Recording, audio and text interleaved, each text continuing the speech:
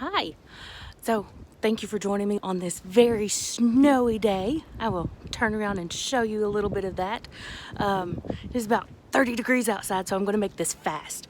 I'm standing here at the old moonshine still at the breaks. So moonshine, the art of making moonshine has been a long-standing tradition for centuries, for generations. And, it got its start in Britain. So it goes all the way back to the Europeans before they even settled in America. And so after the Civil War, or following one of their civil wars, Britain started to tax their alcohol, their whiskey.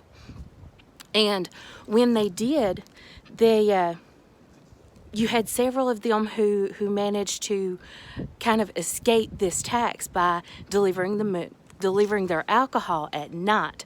And when they did that, the nickname of moonshine caught on. So, and then it followed the immigrants from Britain all the way to America. And this is how we get our moonshiners who make alcohol illegally.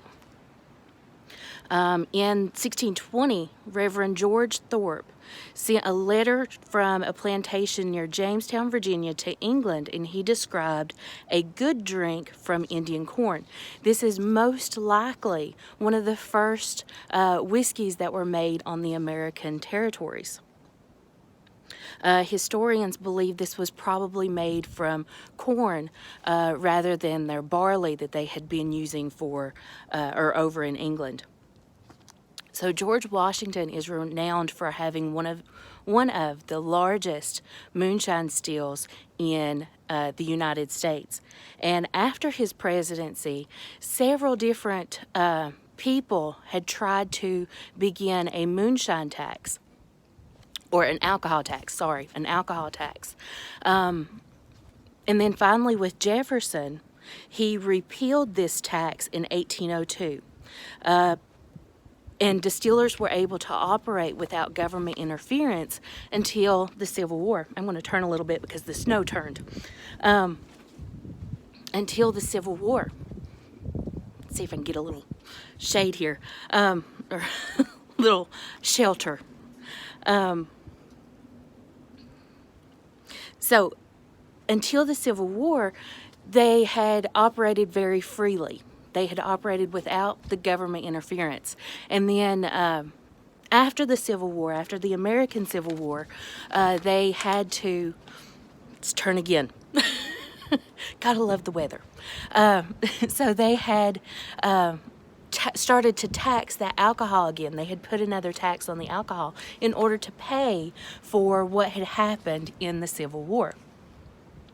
But several, again, just like in England, several distillers had figured out that they would not have to pay this tax if they delivered it illegally, if they made it illegally.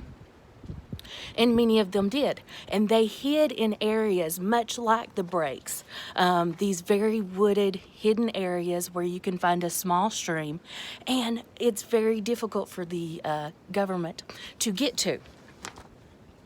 So, in 1905, there was a man by the name of Sam Hurley, who the government had heard of.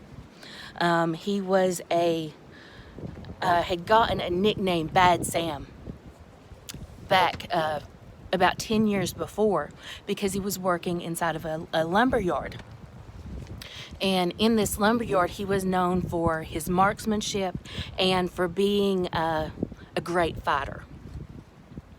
And so Bad Sam answered to this knock at the door.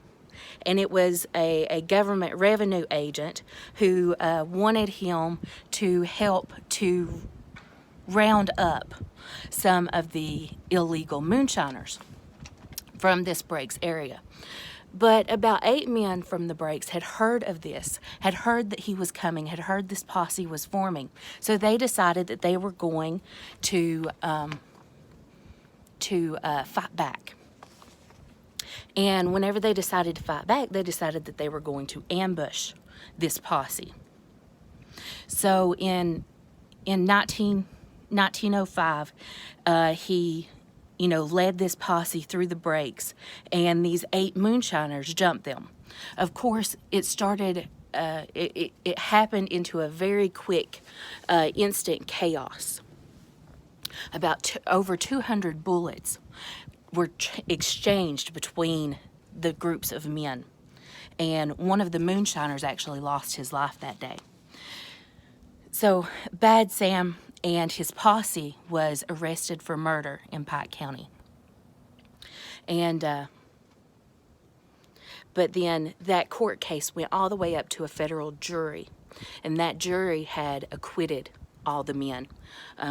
They said that it was within their right to have rounded up these moonshiners. But Bad Sam goes back to Grundy, Virginia, and he becomes a very successful businessman. He becomes a circuit court clerk. Circuit court clerk in Grundy. But it's important to note that when Bad Sam was about 10 years old, his father had died, and there was no food in their household, so he went around looking for jobs, looking for ways to make money for their family. And he found himself many nights sleeping under what he called a cave, but it was an arrangement of rocks. And while he was at his job at this circuit court one day, he remembered a promise that he had made to God when he was just that young 10-year-old boy. And he said, I will never, when I get older, I will never go without food again. And he said, I will make sure that children, young boys and girls, have a place to sleep, that they will be safe at night. He said, if you protect me now, then I will make sure to provide for them. So Bad Sam turns out not to be so bad, and he builds a school for underprivileged children that is still in operation in Grundy today. It's called the Mount Mission School.